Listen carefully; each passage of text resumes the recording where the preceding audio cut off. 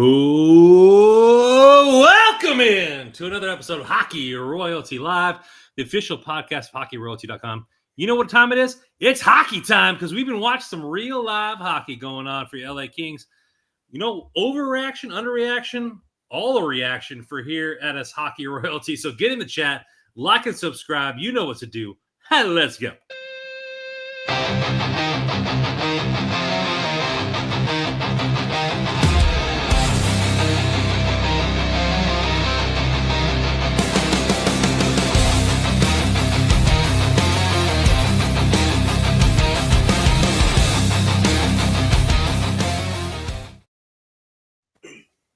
Well, boys, you know, battle traffic to get here, you know, like a guy going to the crease to get that little chip in for the goal, but I'm here and I'm glad to be because we're talking Kings hockey tonight.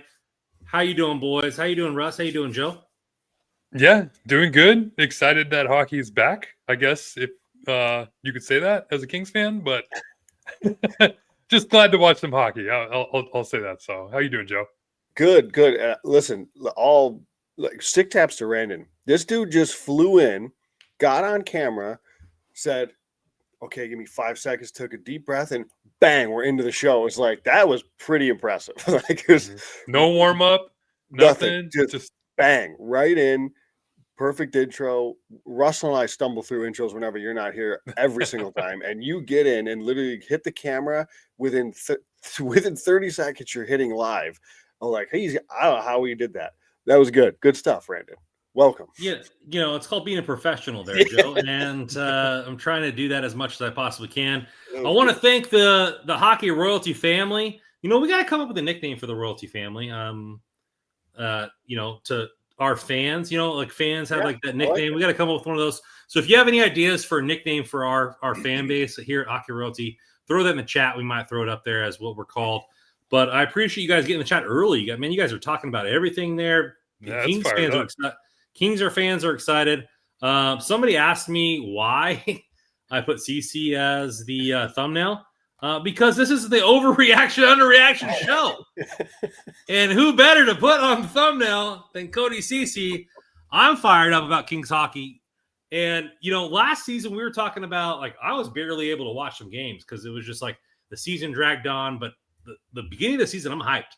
I've watched every single game. I'm ready to go. I think Kings fans are ready to go. We all got our opinions about the team. But before we get into the deep weeds, what's the consensus of the season so far? Like, how's the vibe going with you guys? What's the vibe as a fan going into the season, Joe? You know, I think I don't know if I said it before the season or I did probably right after the first game or two, was like, and I think I did say it before the season, like genuinely, I thought that this off season that Ken Holland put together, like, it ended any sort of cup hope, you know. And I know there's the talk of, well, there shouldn't be cup expectations. You got to get out of the first round first, which is fair. But like, I think you say that after like 1 or 2 seasons. They're 4 years in a row now that they haven't gotten out of the first round. And, you know, but you can kind of make arguments each year that there was a little bit of progress maybe.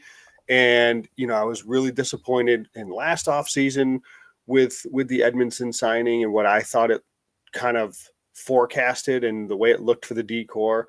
And then you look ahead this year in the offseason that they had. And so I was like, my expectations are nothing. Like, maybe they make the playoffs. Maybe they don't. I expect them to. I think I picked them to finish third in the division. But whether they get out of the first round, I can't see it, but maybe they do. But there's no deep run here. And I know that. So, like, as a fan, it's like there's no, like, you're always hoping to, like, just get in, and you never know what happens. Maybe they get hot at the right time. They make a run. But I know that's not going to happen with this team as it's currently constructed. So I'm just watching the game now with a little bit less of, like, expectation, if you will. And I feel like I'm having a little bit more fun with it than I did the last couple of seasons. Cause like you kind of balanced, like, wanting to have that expectation, wanting to get out of that first round, needing to get out of that first round, and still thinking, like, can they get out of the first round? It's like, doesn't matter now. There's no cup hope in the short term for this team. I'm going to just enjoy Anze Kopitar's, final season. hope that you see Kempe earn himself a big deal to stay in LA. Hopefully Brant Clark has a big season, and we'll see what happens and where the chips fall. But I think my expectations being where they are is making the start of this season like a little bit, I don't know, a little bit easier to kind of handle. And then we just kind of go with the flow and see what happens. I don't know if that makes any sense, but that's kind of where I'm at. You have been And nothing in the first 4 games. Nothing in the first 4 games changed that. I guess I'll say that too. Like that's how I went in, and there's really nothing in the first 4 games that alters that one way or the other. Russ. No, I totally agree. I mean, I'll say like I pretty much agree with everything Joe said in terms of like it's just been entertaining to watch. I feel like, and I think nothing's really changed in terms of I feel like all of our expectations. I also feel like we haven't really seen this Kings team perform to the best of their abilities yet, which is kind of made for the games to be what they have been. Mm-hmm. It's been just this roller coaster ride of comebacks and giving up leads and power penalty kills and it's just been there's so much that's been going on. John Kelly having John Kelly around helps. So glad you mentioned him. Yeah, because he's been great. I mean, having play-by-play guy is awesome. But yeah, it's just as like the fan side of me, I feel like we're still just kind of running through the first part of the season still. It's hard to really truly evaluate what this team is. I mean, I think everybody can say that with every team right now, less than 5 games into the year. But fans definitely have their opinions. Definitely. And so do we, and we'll get into that because we're gonna have a full segment of overreaction, underreaction. I think all of us fans, though, appreciate the newness to the team, meaning the new jerseys, the old hoodwink of the first game, practicing, warming up in the traditional jerseys, and then busting them out.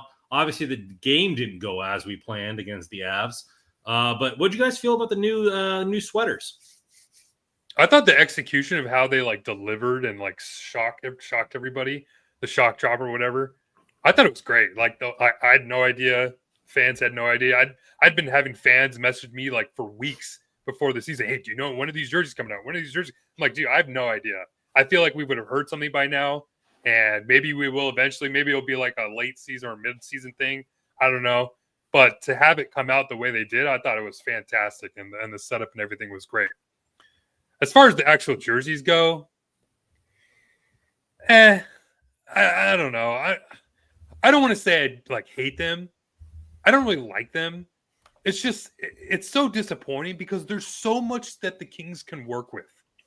There's so much that they can do as far as going back to the form blue and gold, and maybe that's where my mind like immediately goes to because I'm just so set on seeing those like reverse retros, like an iteration of that being like the alternates. Because I look at the jerseys, alternate jerseys now, it's like they look exactly like the home and away jerseys or the home jerseys that they wear currently.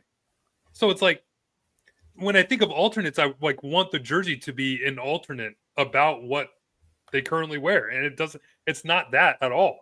And not to mention, like I'm not a fan at all of the silver of the. I don't even want to call them silver. It's like gray helmets. Yeah. They just look gray, and it's like I was just so happy. Like if they were going to bring back the chrome domes, I'd be like hell yeah. Like I wasn't a big fan of them at first, but I started to grow on them, and like I was really excited to see. You're the only one. And it's like we didn't even get that. We just got like these gray helmets that really just stand out and don't really fit the overall scheme of the jersey. So I don't know. It's hard for me. Like the jerseys themselves, like they're clean, they look good. It's just they could have been better. Is all. Yeah, I think they're a really sharp jersey. I think they're a really nice jersey. But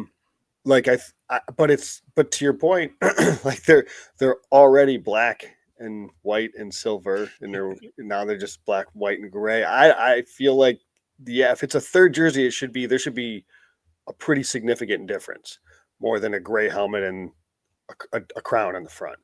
Because in general, it's the same kind of for the most part. I'm biased toward the purple and gold as well. Like, but So but even if they didn't want to go back to that, mix in a little something. There's got to be some sort of purple you can mix in there somewhere. I don't know. Like, you love those early 2000s jerseys, right, Russ? Like, maybe somehow incorporate that if they were just so dead set on the black, which I don't know.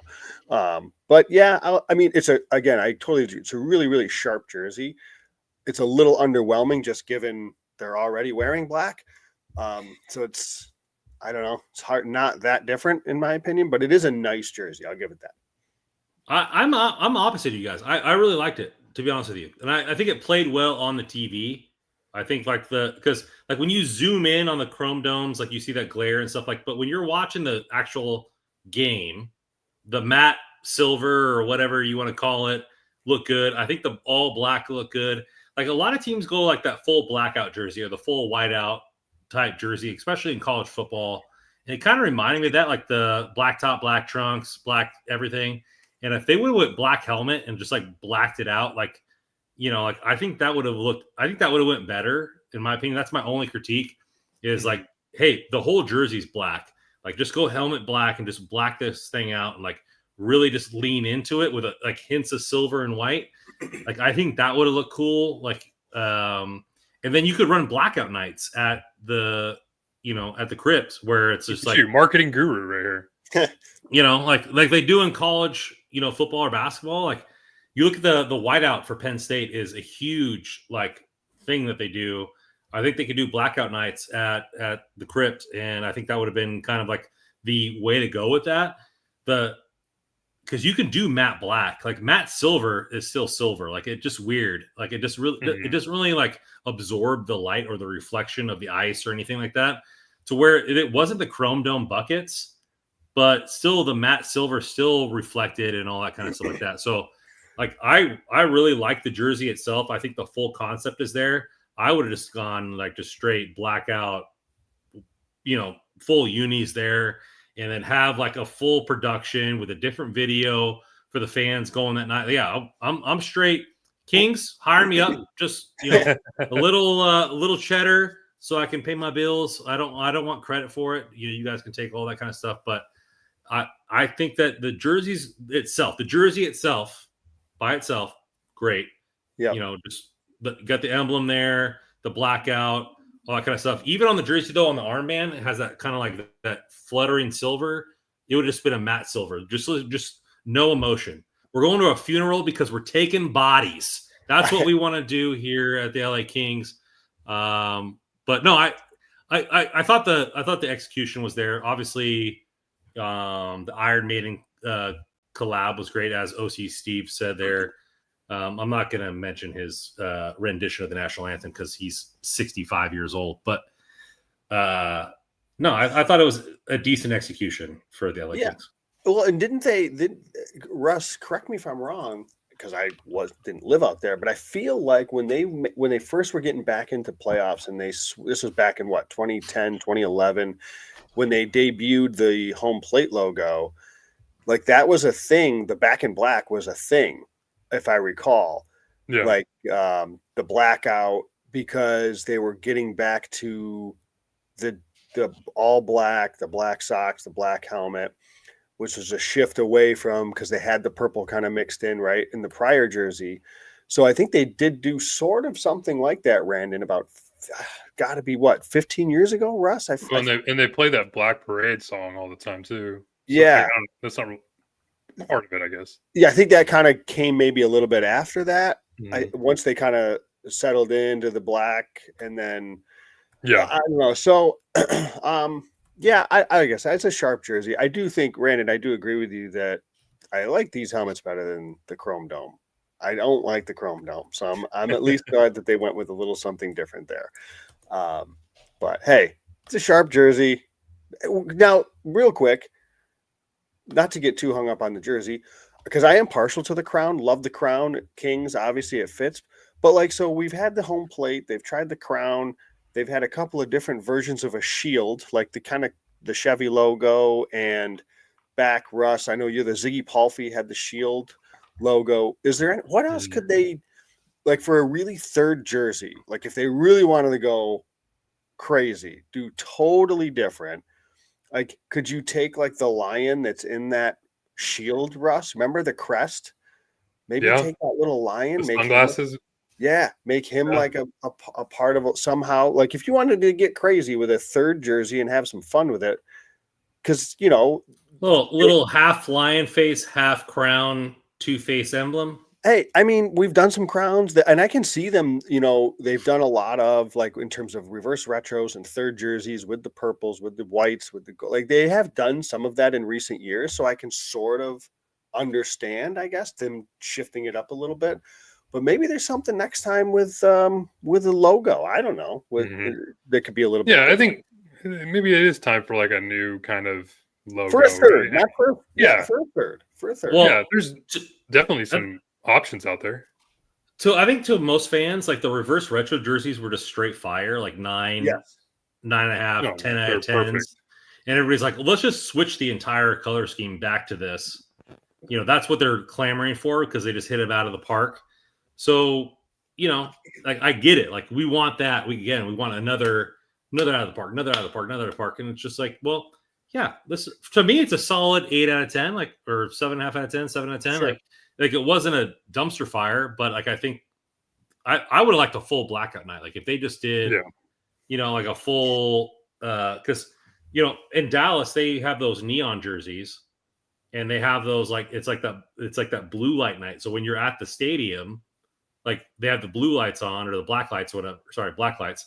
And like everybody's jerseys are glowing. Like they have a special night for those types of things. You have it in college, you have it in everything. Like I think they could have done like a special night for those alternate jerseys, like a blackout night where everybody's wearing black. I don't know. I think there's room to improve, but overall the jerseys were good. We're going to switch it up here and go to injuries and transaction. We're talking about the team. We got a couple players that are day to day. We got the Portillo Hive. We're excited about him getting the call up. Hey, he's going to get on the bench. He might get a shot and then sent back down because rising from the ashes is Phoenix Copley coming back from Tampa Bay Lightning over to the LA Kings for a future consideration. So he might be traded for a can of Cokes or Pucks or a guy that we don't know, but he's back on the roster because Kemper is day-to-day as well. Kopitar day-to-day. How do you guys feel about these injuries and all these transactions that happened this morning? Yeah, I mean, I don't think it's anything to be alarmed about. I think Kemper's they both don't sound like they're necessarily long-term. I think Hiller classified them both as day-to-day, so I think even I think Dooley shared today that Kopitar is a game-time decision tomorrow. More than likely, we'll probably see Anton Forsberg in net. But, I mean, we talked about this at the beginning of the season, right? This is kind of why you went out and got a player or a goaltender like Forsberg who can come in and play half the season if he needed to, and then you don't have to rely on Kemper so much. So hopefully it's not too long with Kemper. For Kopitar, yeah, it's obviously you never want to see him out of the lineup. He's definitely a big part of the Kings still at this age, even his last season. Even if he is, though, like I'd be very curious to see if they're willing to elevate Alex Turcotte in that role with how well he's been playing, and see if they're just, hey, let's just give Alex Turcotte that first line center role, keep all the other lines the same. You put Sammy Helenis on the fourth line center role with Malat and I think it's Laferriere there now. But yeah, hopefully Kopitar can come back and be healthy enough for tomorrow night because, I mean, maybe he's lost a step or two, but he's still producing that same type of Kopitar way that he is. I mean, I could sit here and easily make a case he's been the Kings' best forward to start the season. That's not to say he'll be the best forward for the remainder. Kopitar or Turcotte? Kopitar. That's not to say that Kopitar will be the best forward the rest of the way, but he's off to a pretty good start here to his That's final what we year. call foreshadowing. So he if there was any sort of long-term loss, that's a big blow because he is still a really important piece to this team. But it does sound like it is pretty short term. I mean, it sounds like Kopitar could even play tomorrow if need be. So, that's the encouraging part as, hopefully it's pretty soon. Hopefully it's nothing that lingers for both of them. But we'll see. That's always the risk, right? The one, this team is a little bit older, and Kemper's had some injuries that he's dealt with in the past. So it's we certainly don't expect him to have a full healthy season. Just hope his injuries are these types, these day-to-days, nothing where he's missing like a month at a time. So we'll see. And yeah, I think if this is a really short-term thing, we'll see how Hiller decides to do it. Does he give Turcotte just to keep the other lines intact, just kind of slide Turcotte up, or does he take the opportunity to jumble some things up? I guess we'll see. I'm not going to lose sleep one way or the other, frankly, because it does sound like this shouldn't be, nothing more than a game, maybe two at most. So, I'm kind of comfortable with whatever he decides to do from a line standpoint. So just hopefully they're short term. But it's given us some time here, and multiple fans have said it here. Anthony coming in 22, 55, and 9. This is the time to try it out and then put Turk with Kuz and Moore. Moore has been showing off a little bit on the shorthanded opportunities. He's been playing well. The third line has been nipped a little bit. Let's maybe take a player out of that, jumble a new line, and give us the supernova, 55, 9, and 22. How do you feel about that, Russ? Yeah, I think the one maybe concerning part of the season that I have, I guess there's multiple, but up front, it doesn't seem like we're getting that same kind of consistency from the forward lines as maybe we thought we would get last year. There's already been some changes with Armia switching with LaPerriere on the Byfield line. The Fogle, Deneau, Moore line doesn't seem to have that same kind of jump that it had at times last year. The first line has kind of been up and down. I think they've been playing good, but still could be better. So it's like overall, it just doesn't feel like there's that same sharpness, I guess, to the forward depth that you were hoping to see. So I don't know. I think it's still a little early to just say, let's just mix things up. But I'm not opposed to it. I think if things continue the way they are, I definitely could see a line of 22, 55, and 9, or I would love to see a line like that. I mean, we've kind of been waiting to see something similar to that because I feel like those are the three most talented forwards that the Kings have, and you put them on the line together, I think you can find some magic. Yeah. Russ, it's early, so we'll see how this plays out, because you talk about the forward lines, you talk about others. We're not seeing some consistency. I've always, we've talked about a lot in this show. A lot of times it doesn't matter if a defenseman is actually scoring the goal or getting the point, but offense starts from your back end, and we'll see. Again, this is early days, so I don't want to get too ahead of myself here, but just, they're not spending time in the offensive zone. Like I'm looking right now, and I don't know if this is like NHL Edge has kind of updated their site for anybody that likes to check it out. And it's, I don't know, I feel like it doesn't show me as much as I want it to show me, but the Kings are outside the top 10 in terms of spending time in the offensive zone. So they're spending less than 40% of the time in the offensive zone. I'd have to look back quickly to see what it was last year, but again, I just, you wonder how much of this, that's an even strength. I don't know how much of this plays a factor from, it's a combination of things. One, I think that we've talked about that the defense is going to be really rough when it comes to actually doing anything with the puck in transition. But two, even if it wasn't, you do have a couple of new guys back there trying to learn the system and get used to some things and some new D pairings. So I think that matters too. Like, yeah, the forward group is largely intact, but I think we're underestimating the changes on the D, and that connectivity matters, and getting from your own zone to the offensive zone cleanly. I think part of that matters too. Not to say that that's everything, because, like you said, that Deneau line, they're not clicking right now. When they are in the offensive zone, they're not exactly clicking. So that's not to say that it's all defense related, but at the same time, it's all connected. So there's kind of a lot going on. So I think the Deneau line, I had somebody, ask, like, is it time to make a change for that line? Like, I'm willing to give it a little bit more time, just because historically, I know Fogle was new last year, but Moore and Deneau have played so well together over the years.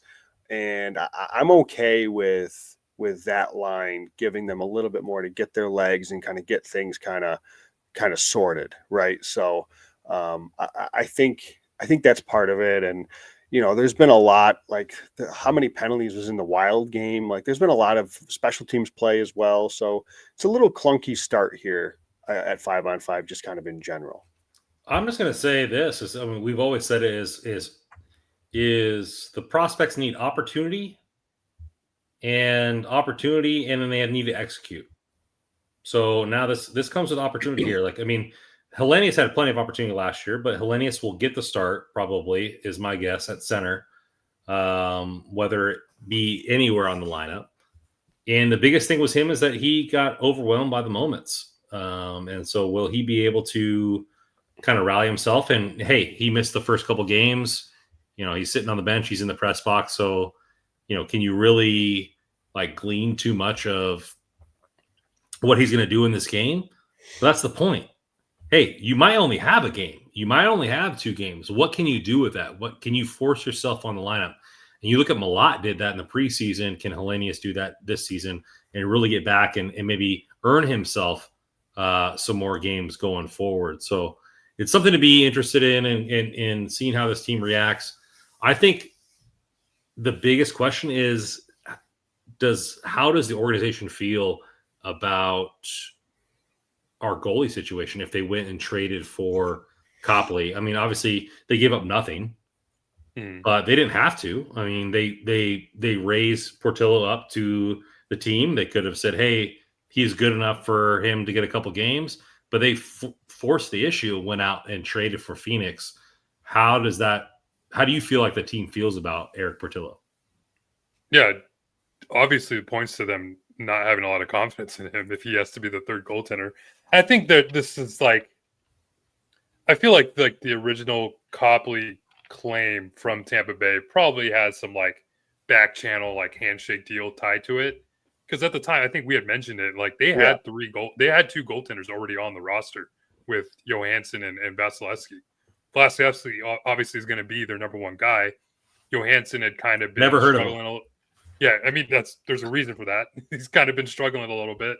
So I'm sure having Copley around was just kind of an insurance policy for that. Maybe there was an injury that they were dealing with, but it's just odd. You don't really ever see this. You would have felt like if they just wanted to get rid of it, they could just put him on waivers, what it is. It's not like they were getting anything for him. So I'm sure it was just hey, Ken, I know you see maybe even Ken gave Breezeball a call and was like, hey, we need our Copley back. We need our Phoenix back. So let's just do something to get it done and get away from having to go through the whole waiver process. Because if he goes on waivers, who knows where the Kings are at? There could have been a chance that they don't get him at all. So, yeah. And so, overall, it just kind of points to them feeling like they needed that extra insurance policy because they didn't have a lot of confidence in Portillo. And sure enough, Portillo gets sent right back down, and Copley is the backup goaltender most likely for tomorrow, if that's the case. Or maybe it's just they want to give Portillo the starts in Ontario and not have him sit on the bench. So maybe there's that too. So. Yeah, I can see that being a lot of it. I do wonder if, although like you said, we had talked about it. Elliot Friedman at the time on 32 Thoughts said, "Don't be surprised if Copley ends up back in LA if there's a need," because I think that I don't know if them going and acquiring Copley hints at Kemper could miss more than 1 game. This could be a few games, maybe this is a week-long thing type of thing if they were that concerned. Because 1 game you can understand, okay, Forsberg plays a game, Portillo's a backup, not a big deal, Kemper's back. But if this is a multi-game thing, then I can see them wanting to have a little bit of insurance and go in to get a Copley. So speaking of insurance, I need insurance when I bet here on DraftKings, our betting partner here at HockeyRoyalty.com. Because football is back, and so is your big shot at big wins with DraftKings Pick 6, the official daily fantasy partner of the NFL. Your game day instincts can score you real money fast. Here's the play. Just pick more or less on 2 or more player stats from the breakout rookies to elite quarterbacks and unlock the upside with every snap that it brings. The better your calls, the better your payout. I'm sitting here perusing. And right now, DraftKings has got a guaranteed bet for tomorrow night's game with the Bengals and Pittsburgh. Chase over a half yard? Yeah, give me that more. And you also have maybe Jalen Warren, Chris Brown. You have DK Metcalf. You have a bunch of ways to schedule this parlay because all you need is 2 or more players to get this bet. And there's a kickoff bonus. New DraftKings customers get $50 in bonus bets and just with a $5 entry on your first bet. $5 to win 50 bonus bet picks. Hit me up that every single time. This season, your player instincts are right on the money. Download DraftKings Pick 6 app now. Use code THPN. That's code THPN. Play just $5 and get $50 in Pick 6 bonus bets. Make the call. Ride the upside. It's your partnership with DraftKings Pick 6 because the crown is yours. Gambling problem? Call 1-800-GAMBLER. Help is available for problem gambling. Call 888-789-7777 or visit ccpg.org in Connecticut. Must be 18 plus age and eligibility restriction by jurisdiction. Pick 6 not available everywhere, including New York and Ontario. Void where prohibited.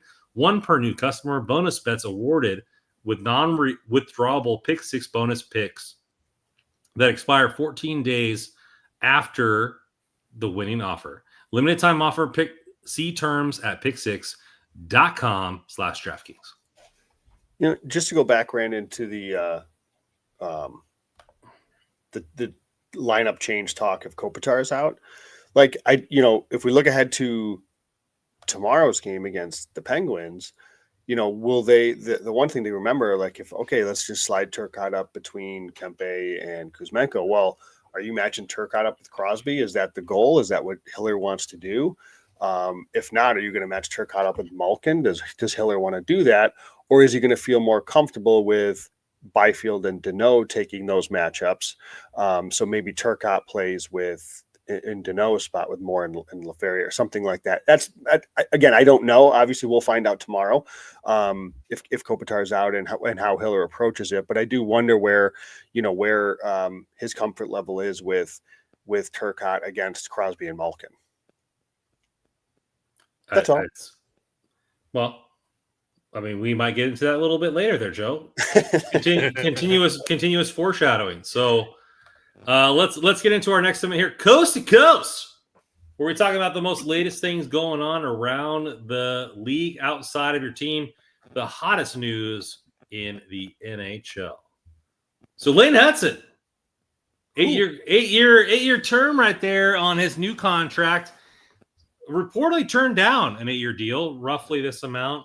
Maybe they just need to get the verbiage correct, or maybe Lane just wanted to set a precedence. But the guy that was supposedly too small or too light or didn't have enough size to play hockey, getting a $9 million deal. Who would have thought? Because he's good at the sport. So what do you guys think about this contract here? Trying to get him settled in at a number before he, continues to rise. I think he's already playing at that level. And then, there's another gear to his game. He looks plenty tall and big to me to play in the NHL game rest. Yeah, it's just, first of all, it's great for Montreal because I feel like they're doing a lot of the good things up there. They got great young talent. They're betting on young talent by giving them long-term deals. And it seems to be paying off. They've been playing some pretty good hockey. I watched their game last night where they won in overtime. Demidov looks great. Caulfield had his snipe to win it was great. Like you said, Lane Hudson is solid. They have a pretty, surprisingly, pretty deep team. Not necessarily, maybe a lot of superstars. But, it's, pretty good team. And I feel like if they're able to kind of shore some things up, maybe defensively, they can make some noise come playoff time. Even make the playoffs, because I had them out of the playoffs. But I don't think they'd be – I think they're really close. So, Montembeault, kind of maybe some questions there. But, yeah, I think overall, great deal for the team. And it's just kind of but on the other side, my Kings fan of me, gets so frustrated because it's another example of a team betting on young talent that more than likely it's going to pay off for them in the long run, because we all know where the salary cap is going. Right now this deal is going to look great. Think about 4 or 5 years from now when the salary cap is where it's at, this deal is going to look incredible. And then sure enough, I think there was a report yesterday or the day before that was oh, the Kings are going to wait on negotiations with Brant Clark. And it's like, oh God, here we go again. There's going to be another like 3-year deal where it's going to come to the point where now we have to repay Brant Clark, even if he does want to stay here, to the point where it's like, okay, we have to give him a long-term deal that's going to cost even more money because you weren't willing to pay him an 8-year deal earlier than you probably should have. So we said this with Kempe. We probably said this with Byfield, even though I think he got 6 years. So, I mean, we're saving 2 years. But Kempe, I mean, it's just his 5.5 was a great deal for the team. Yeah, it's a great deal. It's just like you would have like these 8-year deals that these teams are giving to this young talent. It's paying off, and the Kings have always been behind the 8 ball when it comes to that. Yeah, I mean, just like you said, you're seeing it around the league too, right? Jake Sanderson got an 8-year by 8 deal. Lacombe got an 8-year deal, or at $9 million, I think it was. Luke Hughes in New Jersey got a lengthy deal. So, like, if you're Brant Clark, again, tying it to the Kings, you're seeing, well, Lane Hutson's got a bag. All these guys got big money, and I think if you're the Kings, these other guys have played pretty significant minutes. So, and in Hudson's case too, has put up a bundle of points where Clark really hasn't played these minutes and really hasn't put up these points. So if you're the team, if you're the Kings, like, well, their situations are different. They did actually kind of put up these numbers. So perhaps that's where, if we're saying there's hesitation from LA, maybe that's part of it, is like, well, they haven't done it. But if you're Clark, it's like, okay, if I'm Clark, I'll take my bridge deal. I'll take my short-term deal, because if I bet on myself that I'm going to earn a double-digit per year deal, because if LA is going to say we'll give you 6x6, for example, yeah, I'll pass on that if I'm Brant Clark, and I'll just sit tight. I'll take my 2-year bridge. 3-year bridge, light it up, and then make, double that afterwards. So we'll see. And obviously we'll see how this year goes for Clark, because he is playing a little bit more from a minute standpoint. I don't even think it's arguable how he's been the Kings' best defenseman. I don't think it's close how good he's been this year from the blue line, the one bright spot. And so we'll see if, as he gains and as he goes and gets a little bit more, see how this season goes. But it's funny, I read that headline and I think I tweeted it today. I'm like, this should be the other way around. Clark's not interested in rushing into any sort of long-term deal here with the Kings. I think it's the other way around. Because he sees he's the best defenseman. Well, that's the other thing, Randon. So thank you. Like, he sees the future. Doughty is at the last couple of years here. He is the future. He is the Kings. He's like Doughty's old, and the rest of my team is a bunch of pylons. Like you guys are giving me whatever I want. He has no reason to sign an 8x8 deal. No reason. Do you think he'd done that before the season? Like, do you think the Kings could have got a 6x7 or a 5x7 deal done before the season started? Probably. I don't think so. I doubt it. I don't know. I don't think so. I think because again, their agents know, they have ideas of what's going on. So I think if they would have went to him, Brandon, with an 8x8 at the time, yeah, maybe. I hope they. If you're Clark, I don't see the need. They need you more than he needs them. I really hope the Kings tried or are trying. Me too. Still. Yeah. Shoot, I hope, because why do you have to wait? Why do you have to wait to see? We've seen it already. It's like it's gotten to the point where like we're like screaming to give him more minutes because we see the talent. The coaches even talked about before the season where, remember, Brandon? It's like, we're here and now we're here. We're here and now we're here. He came in and he's here, but we're glad that he's here, and now he's playing up here. Yeah. And how much further is he going to go here? And then maybe next month he'll be here, but our contract is down here. And that's the thing too. Like, there's been examples where teams have given, like Dylan Guenther is a prime example of this.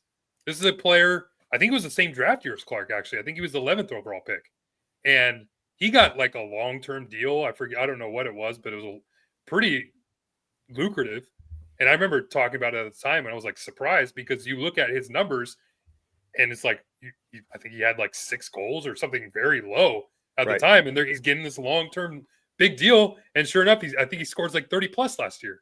So it's like they saw the talent. And I think it was in Utah. They saw the talent, and it's going to pay off for them because they were willing to gamble. And it's just the Kings have. We don't know what's going on in the background, but they haven't been able to get that done with any of their young talent. Well, I just don't get it.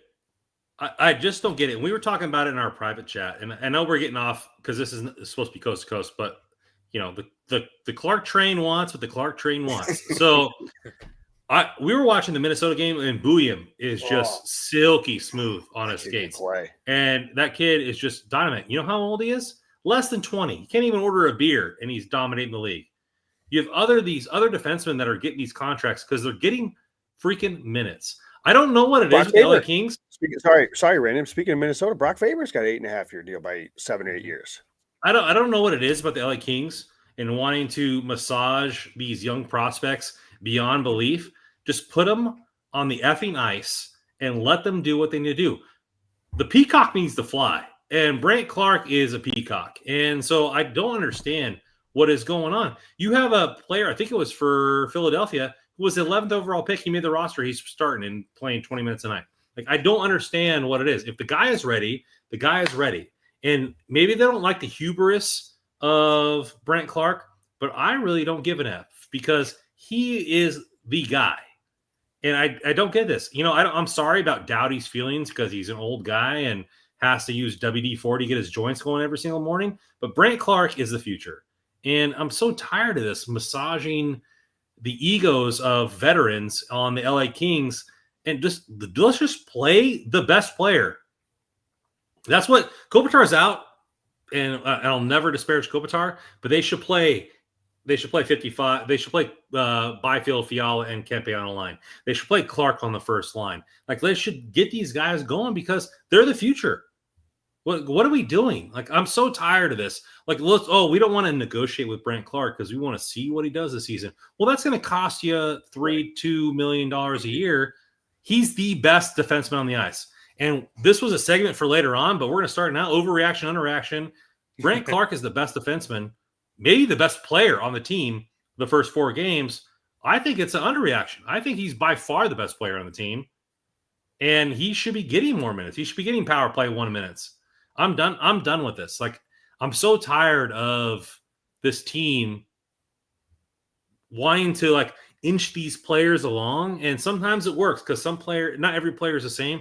But Brant Clark is him, and I'm so tired of waiting on him, meaning Hiller and the organization, to play him on the ice. End of rant. Well, I think, Randon, good rant.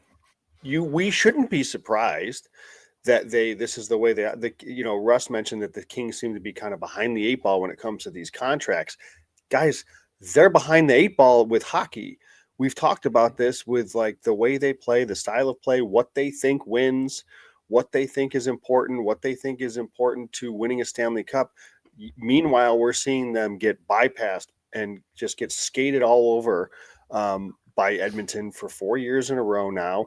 They're nowhere near some of these other top teams in the West because we said it 4 years ago. They doubled down on it. Then they tripled down on it. Then I'm running out. I don't even know what comes after 3 and 4, Randon.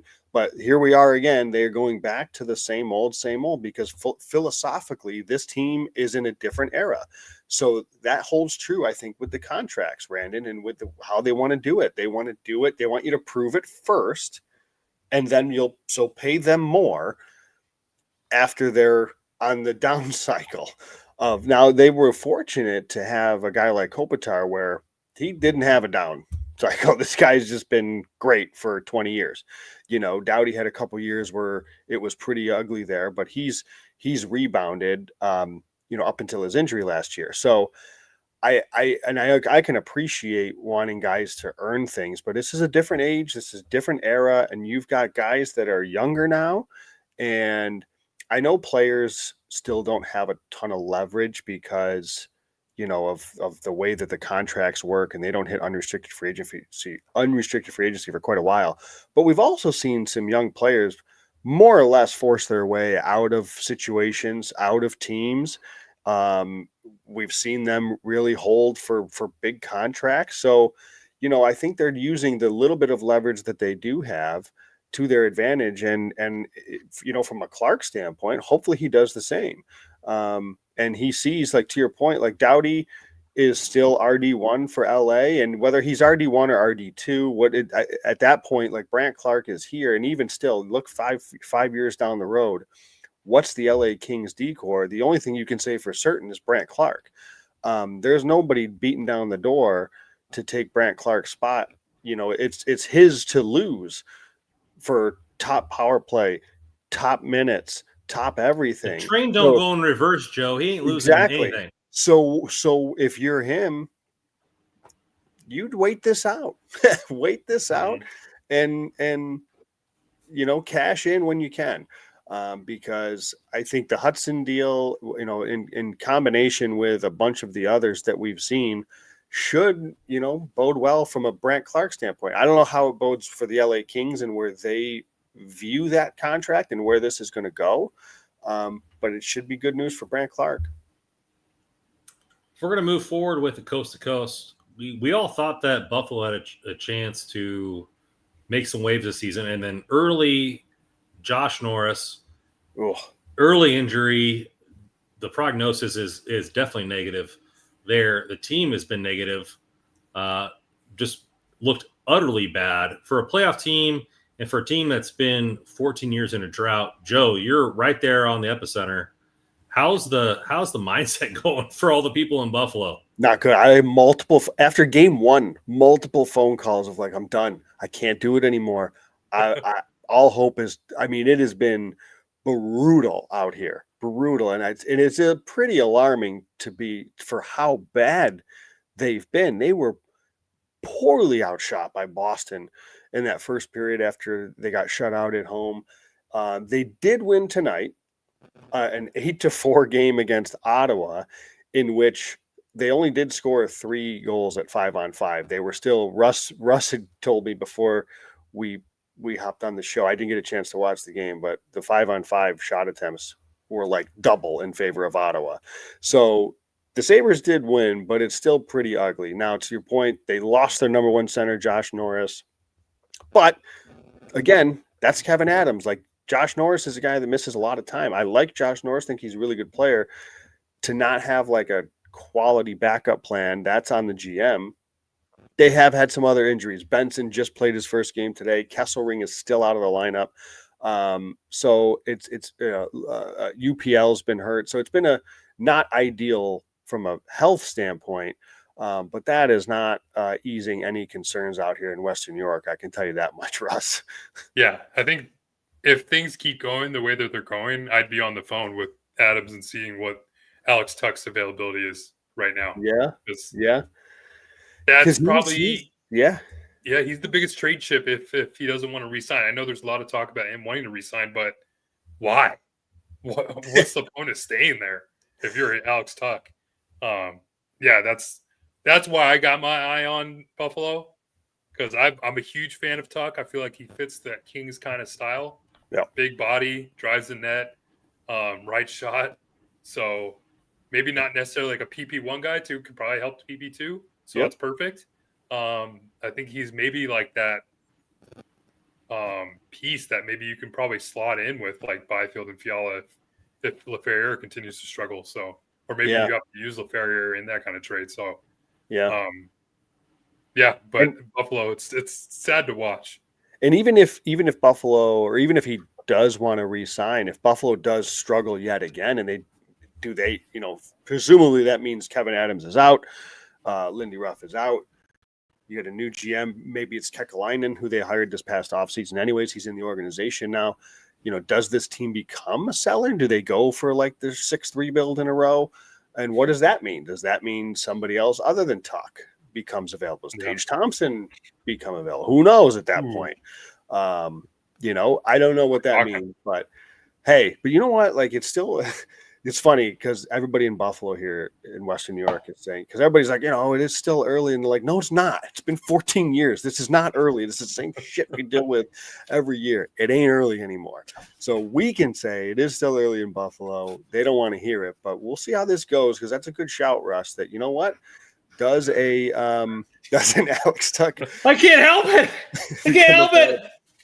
Oh, yeah. Tage Thompson for Liam Greentree and 2 firsts. Will we do it right now? Obviously. Yes. Yeah. Yes. Do it. With ease. Ooh. I think That felt Tage good. is a Felt player good. that they have to. First- how old is First Thompson? Silver Dome of the season. All right. How old is Tage? 28, I want to say. Oh, so okay. So he's I could kind of 27. 27. Okay. Well, no, he will be 28 in 15 days. Yeah, that's a tough situation in Buffalo, man. They got to do something though. If they don't right the ship this year, It is unbelievable. oh man, I don't know. We'll see. But again, they won. won tonight. They won tonight. If they can get some health, they really, because that, like, so much of this offseason that had me so bullish on them was the Kesselring acquisition. Byram Dahlin, Power, Kesselring. That's freaking really good top 4, in my opinion. And then you got Samuelson and Timmins is an excellent third pair. But they haven't been able to trot that out there, right? Yeah. And so we'll see. We'll see if they're able to turn this around a bit. But they need some health to do it. Well, you know what the conspiracy theory is that the Vacanos are like they have like multiple stadiums at Penn State, and they donate a lot of money it's a Gavin McKenna. Like they're just trying to Pagula, Pagula, not Pagula. They're trying to tank for Gavin McKenna, which, by the way, what a phenomenal start. And I think he's setting a precedent for all these stars. Like, let's go to college and like get into the NHL sooner. So far the experiment is going really well. Well, that'll do it all for us on the coast to coast, because we got a lot of Kings hockey to talk about. I think we're already an hour in. We barely even dipped our toe into the Kings. We're going to go into our next segment here in the over and under reactions. We already took my first one because Brent Clark, is my boy. I had to throw him in there. But a lot of people are down on my thumbnail. Cody Ceci, overreaction, underreaction. But the 2-5. The partnership there on the third pairing, overreaction under 5, the worst pairing in all of hockey. No, underreaction. It very appropriate was. reaction. Yeah, it was.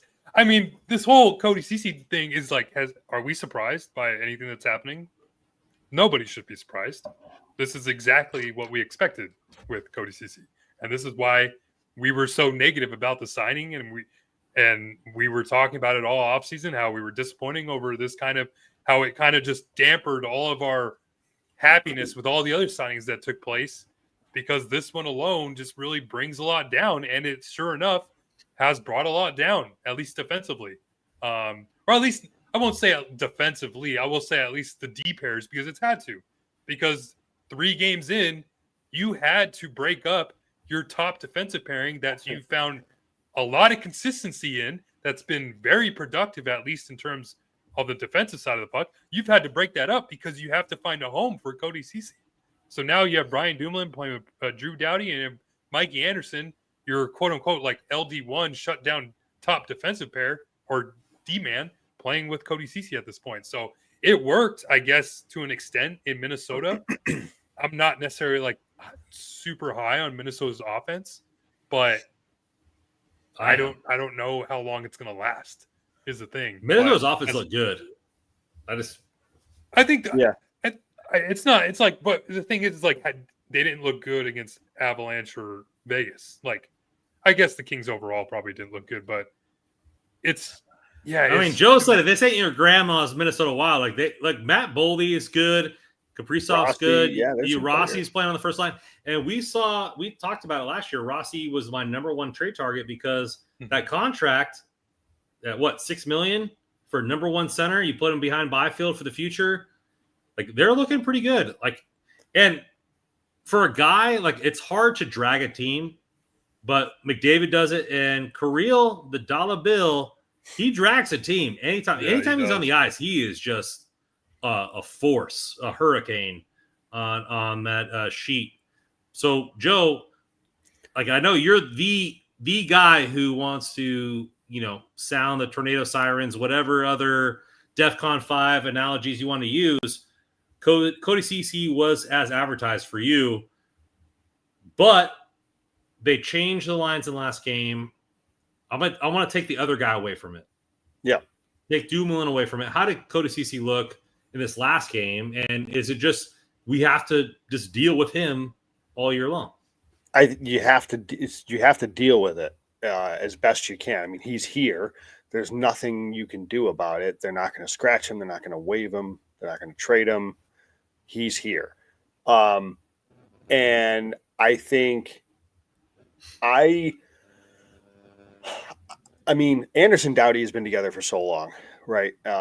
I've never looked at Mikey Anderson as like a true LD1, but he works for LA in their system with Doughty as their top pair LD.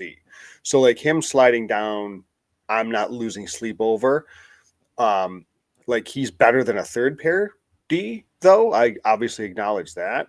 But like they had to make a decision because, and I understand that them Hiller and DJ Smith not wanting to break up Clark and Edmondson because that line is performing well. The really underlying, frustration with the Cody Ceci, how bad he's been, is people actually think Joel Edmondson is good now, which is also kind of hilarious.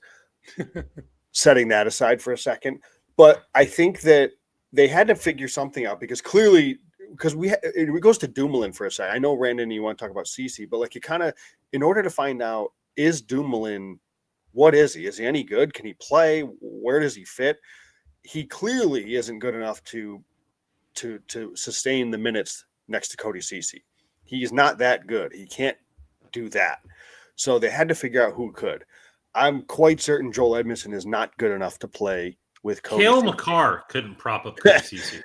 So I actually think it kind of logically makes some sense for Mikey Anderson because he is probably the safest and best bet to like make Ceci's minutes less painful.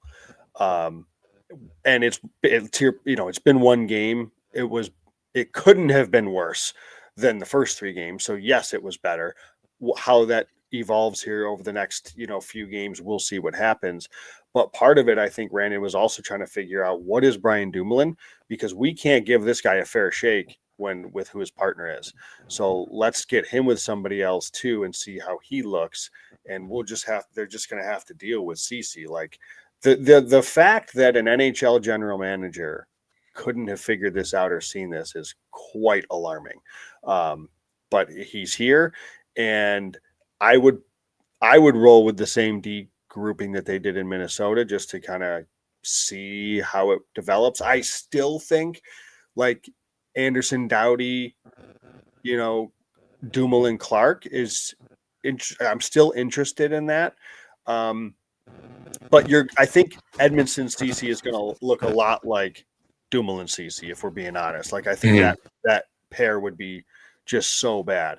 So again, this is what Ken Holland did. He kneecapped this team by doing what he did this offseason. So I would say it's a very appropriate reaction, Randon. You can't overstate how bad that pair was. And I don't think you can overstate how bad, Cody Ceci's impact has been. And genuinely, like, it's tough. Like, I feel bad. He's new to the team.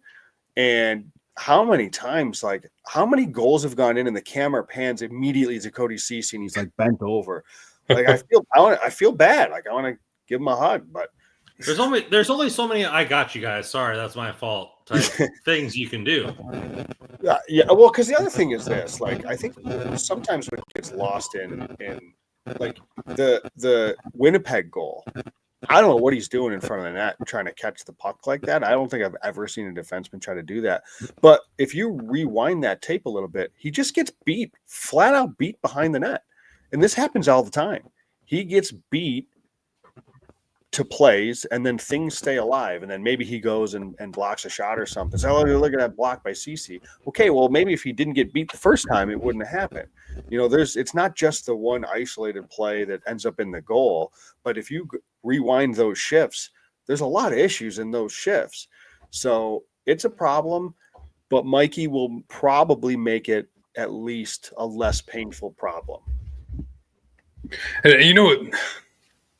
You made me so mad, Joe, saying that. By saying that we have to deal with a guy we gave $4.5 million for 4 years for. How frustrating it is to hear that we paid a guy that we're just trying to fix something for our entire defense for. And it's so frustrating about this whole thing is you couldn't find something better that could play 15, 16 minutes, because he only played 16 minutes the other night in Minnesota. 16 minutes. But you could find somebody better than. What was that? It's too many minutes. Why is your third pair D playing 16 minutes? But even that, you can't find something better than that for 16 minutes for less. Jordan Spence had 3 assists tonight. He played 17 minutes last year. He's being paid $1.5 million. You couldn't keep him? That's what's so frustrating about this whole thing. And it's tough because it's going to a silent auction. It's like going to a silent auction. You're like, oh, the minimum bid is $50. You're like, yeah, $10,000. Yeah, exactly. The minimum bid was $50. You're just throwing up $10,000 for no reason. He's new to the team. I'm not gonna be sound the alarms over this whole thing yet, even though it's pretty much it's going exactly how we expected it to go. So I'll give him 15, 20 games before we really start to say I guess we were right. But I mean, he's not proving us wrong at this point. The only thing that salvages Cody Cece's tenure as a King is if he scores the game-winning goal of Game 7 of the Stanley Cup. That's the only thing. And I think Joe will buy a Cody Cece jersey. But Mikey can, we'll see. But you wonder too, Mikey's never been a guy that's been a vocal guy, but he's now seen as a leader in the room. He's established himself. He's been a top pair, big 20-plus minute defenseman now for a few years. And you're kind of asking him to take one for the team here. And Quinn Hughes ain't going down to the third pair. So yeah, it's and I'm sure they'll say, well, we're just going to try to level out the minutes a little bit. But again, we've talked about this, guys. Same thing with the forward group with this whole top 9 thing, which I think is so lame. Top teams have top pairs. Top teams have top lines. That's just the way it is. This whole depth and everybody plays the same doesn't happen. It's not going to work. So I just wonder how long Mikey will actually be there before, not to say he'll create a stink, but obviously Doughty has said before that he likes playing with Mikey Anderson. I'd be a little surprised if that pairing is split up long term. Maybe, but maybe they're going to have Mikey play with CC just to try to, continue to help get him more comfortable with the system and what they try to do. I think CC's even talked about, this might have been preseason or at one point, I remember, man on man D, it's a little bit different, right? So things, that they're going to have to get used to. So maybe Mikey can help see him through that as his D partner, but I don't know. I still kind of think that it'll be, I don't know. I just don't know that I could expect Mikey Anderson to be there for a lengthy amount of time. I suspect this is short-lived, but we'll see. We'll see. Part of that could be Dumoulin too, right? Part of that could be dependent on how well Dumoulin plays up in the lineup. If he struggled up, they're going to have to put Mikey back up too. Mikey's just a savior. Mikey's just he's got to save CC, and he may have to save Dumoulin if Dumoulin struggles with bigger minutes. I don't know. Yeah, it took a while for us to find a D pair for Doughty for a long time there. Because Bjornfoot until he came around for a bit. Yeah. I want to, but we've all talked silently that we don't think Mikey Anderson's an LD1. The team is still missing that. Oh yeah. And so you're bringing down a guy to to help a guy who's struggling, and then you're propping up a guy in Dumoulin who probably doesn't deserve those minutes as well. And so we have 3 guys on the left side that are fringe LD2 or below. You have an old Doughty. You have a Clark that's trying to butt its way up. We might not even have an LD1 or an RD1 on our roster, and then you can compete with other teams in the playoffs with that. Like that's just You've just hit. That is it. That's exactly it. And I think I've said before, like LA right now doesn't have a true 1D. You could argue they don't have a true 2 or 3D to compete with when you look at some of these other top teams in the West, and they don't have a true, legit NHL 1C. You're not going deep in playoffs without a 1D or 1C right now. I mean, you can't do it. And then when I mean stars, like legit superstars. Every team in the West has a borderline superstar D, top D or top pair D, not to mention a top center. And that's, you're right, Randon. And they made matters worse by bringing in, like, we looked at the likes of a Spence and a Clark, and to a lesser extent, Moverari, as guys that were cheap, young, but effective. And now they've replaced those guys. And I know Clark is still here, but they've replaced these guys with older, slower, more expensive. And how can you legitimately say better? Like, CC's not better than Jordan Spence. He's not a better hockey player than Jordan Spence. We'll see. Verdict is still out on Brian Dumoulin. Okay. I'm not going to sit here and make any sort of determination based on the time he's had with LA so far. I don't know. But like, for what he brings, like Jacob Moverari isn't a top pair D, but why every single time he plays for the Kings, he does well and he's effective. These were guys, like, this is why teams are effective when they use these young guys and these cheap guys in their bottom grouping, right? You don't fill the bottom and the depths of your roster with how expensive Edmondson, Dumoulin, and CC are. And that is what will end up being an issue for the Kings, as these guys are locked in at too much term and probably too much money for even the roles that they play. We could have signed Connor McDavid for Dumoulin. What's the next over-under reaction, Brandon? Because we saw over-under reaction. But a lot of time CC.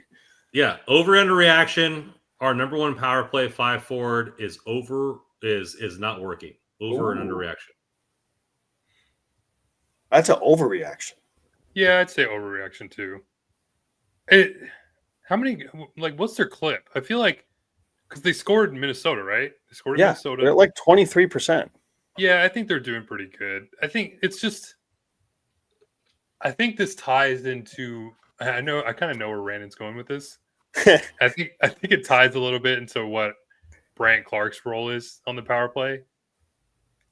It's tough because the first power play unit, like, and I said this the other day, is like the first power play unit was so good last year with the 5 forwards, and I think it'll still be good this year. I don't know if it'll be a top 10 power play like it was toward the end of the season last year. It's right now. Yeah. So it's like, it's hard to be like super critical of that power play unit because I feel like they're still figuring it out. Or not that they're figuring it out, but they're still kind of, I think they're still producing even. They're still getting their chances. They're just not converting. I don't get the complaints right now with it, frankly. Like, they're getting some chances. Not every power play is going to be perfect. Mm-hmm. I mean, they're at 23% right now, which is top 10 in the NHL. And I'm here for Brant Clark on PP1. Like, I get it. I want Brant Clark on PP1 too. But the Kings, in my opinion, this is the one good problem the Kings have is they got 6 guys that are genuinely worthy of being on power play 1. And right now, I don't see that there's a need to take anybody off right now. It's not, if they started 0 for 20, okay, let's have a conversation. But they're at 23% right now. I don't see a huge concern there.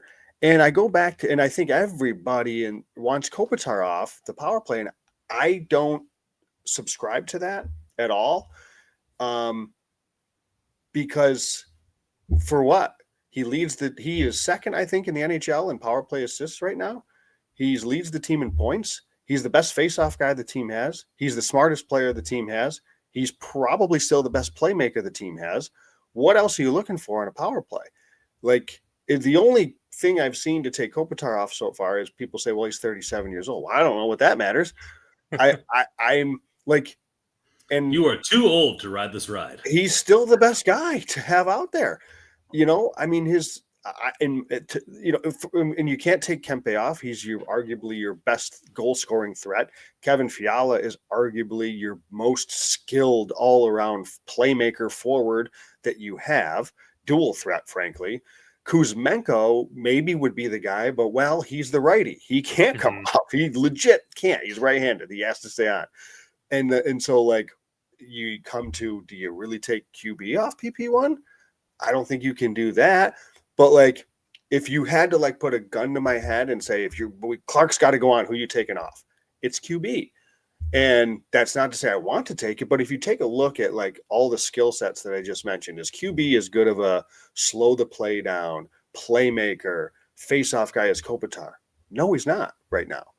Is he as good of a pure shooter, sniper, goal scorer as Adrian Kempe? No, he's not right now. Is he as smooth a playmaker and passer and creativity as Kevin Fiala? No, he's not right now. He's not right-handed, so Kuzmenko's in. So, like, again, it just comes back to, as much as I love QB, if there's this dire need to put Clark on there, it has to be QB just because of process elimination. But I don't think they have to do anything. The power play is working fine. Kopitar, if he doesn't play tomorrow, you slide Clark up and you shuffle it around. But I think right now, LA's got 6 guys that are capable of playing on the power play. That's a good problem. The Kings don't have many good problems. That's one of them. So let's just see what happens. Now, watch the world and Twitter break when Kopitar is out tomorrow and Doughty's on PP1. Then you're going to have people losing their mind. But I think, Brandon, the power play is going fine right now. I don't think there's a need to change it. I want Brand Clark on PP1 as much as anybody else, but I genuinely just don't know where you make that change and what the reason for the change is right now. I think one thing I'd like to see, though, at least on PP2, is I don't really like the setup that they have with that. I'd like to see Clark play the Kuzmenko position on that unit. Because they have LaFerriere there, and he's not that guy. He's not that playmaker there. Yeah. Put Clark there. Clark isn't like a shooting threat from the point either. So, totally. I mean, if anything, he's going to be just maybe get shots through and you get a tip or something. You could put Doughty on the point. You put Clark down low. I think you can maybe have something there. I totally agree. We saw, so you and I were talking quickly about the first goal the Sabres scored was a power play goal. And I think it was Bo Byram made the pass to, I don't know if it was Quinn. I can't remember who took the shot in the slot in the bumper, but Byram was down at the goal line when he made that pass to him. So defensemen can go down there. I wholeheartedly agree with that. I think Clark being kind of in a different position, allowing him a little bit more freedom would be nice. If you're saying that, then Clark is a righty. Why don't you not put him down in Kuzmenko's role?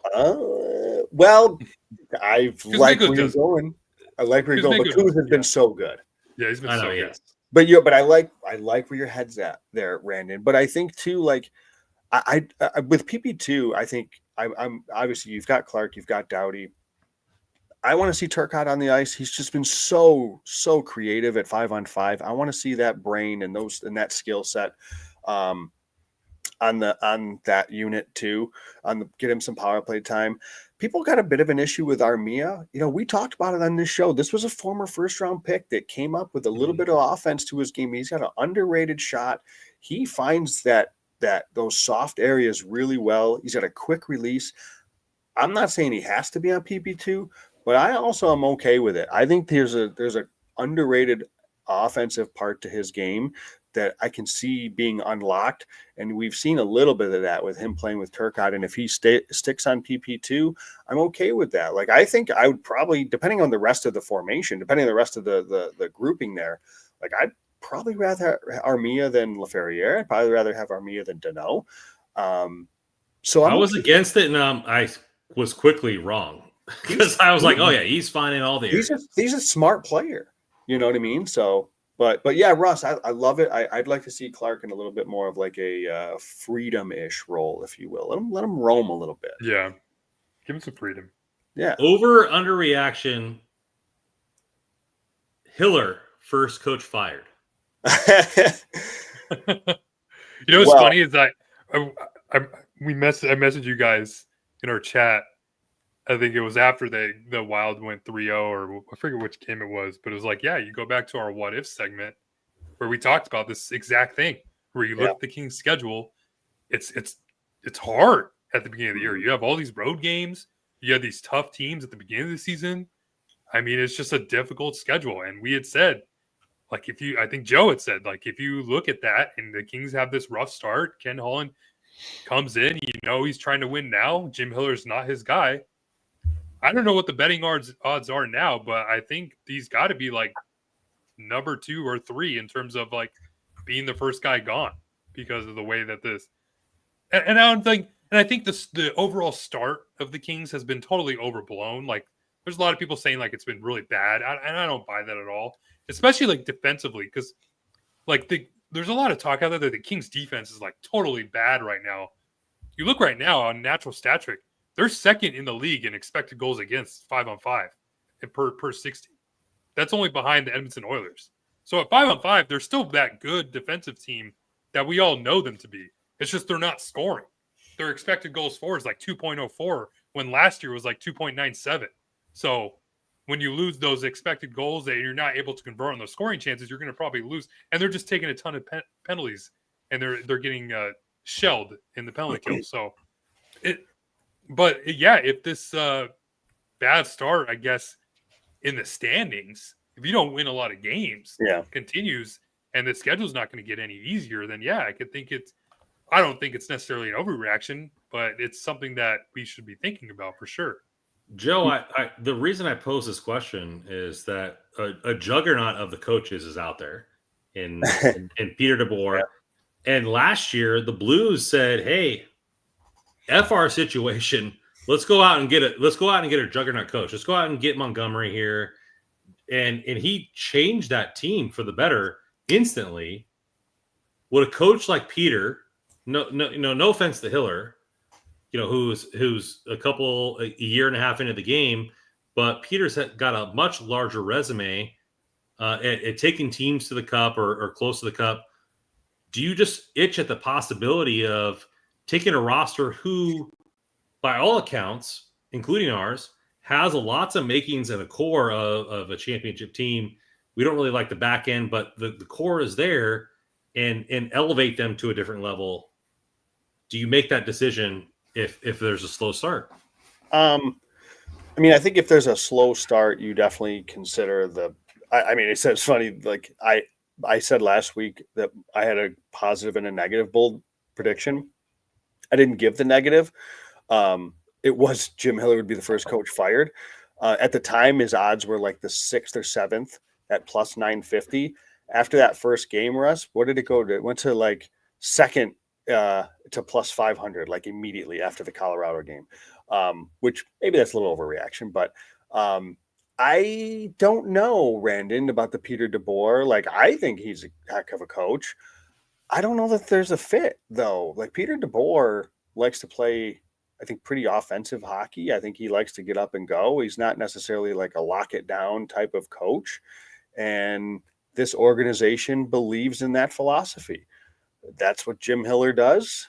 So I don't know if there's philosophically it would be a weird fit to me. So, I don't know. Like, I don't know if the Kings would do that. I don't know if he coached Cody Ceci in Dallas, and that probably cost him a cup. So I don't know if he wants to do that again either.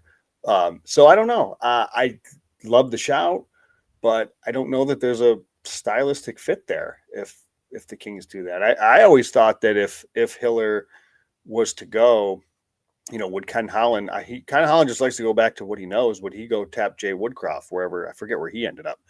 He's assistant for the Ducks. Oh, is he? Why did I think he went to the AHL at some point? But I wonder, okay, so maybe not then. But I don't know, Brandon. I like the idea, but I don't know if the Kings would view him as somebody to fix it. I don't get like the infatuation with DeBoer, to be honest with you. Like it's just like, yeah, we don't like winning around here. Yeah, exactly. No, it just seems like seems like a good coach. I just don't see why he's like has to be the guy, like has to be him. Yeah, to be honest with you, like there's got to be other people out there. How do you feel about that? Because you were all about Montgomery to St. Louis, and so why do you feel differently about Montgomery than Peter? I don't know. I've always liked Montgomery for whatever reason. I can't pinpoint it, but maybe it's like the whole like Ottinger thing with DeBoer. Maybe that didn't sit well with me because that was kind of weird. That was weird. So there's that. I mean, especially like that's like the last thing he's known for. So you come into a locker room like, hey, this is the guy that threw his goalie under the bus in the Western Conference Final. It's like, I don't know how much that's going to run with the team, but I think it's more likely that Holland would have hired Tortorella than DeBoer.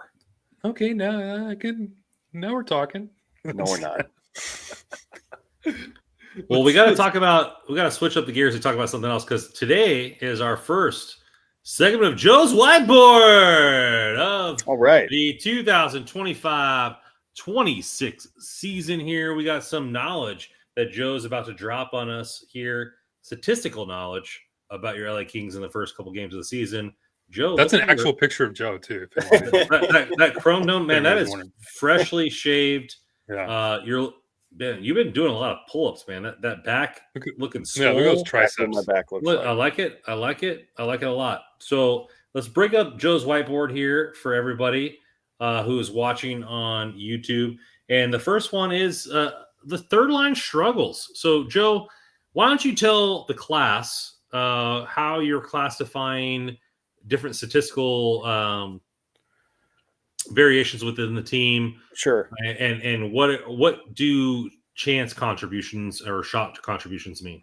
So shot contributions is something that I've been tracking for a few years now. That basically it's a shot attempt plus a shot assist. So I take, if you're a player that makes a pass that leads directly to a shot attempt, that's a shot assist. Like the goal of that is to say, okay, are there players that over the course of, an 80 game season that are consistently finding themselves toward the top of that list? And if they are, that makes you think, or guys that maybe you wouldn't expect there. Like the guy that always stood out for me back, for a few years was Blake Lizotte. Every time he was on the ice, that fourth line was buzzing. And you looked at the on a per 60 basis, because obviously minutes played, he didn't get a ton. He was always in that top 5 in shot contributions per 60 because, he was a sneaky little puck hound and he was a sneaky good passer. So I just want to see if there's, guys that maybe you don't expect to kind of show up there. The chance contributions is something a little bit new. Like I've been doing slot passes for a couple of years and it's basically slot passes.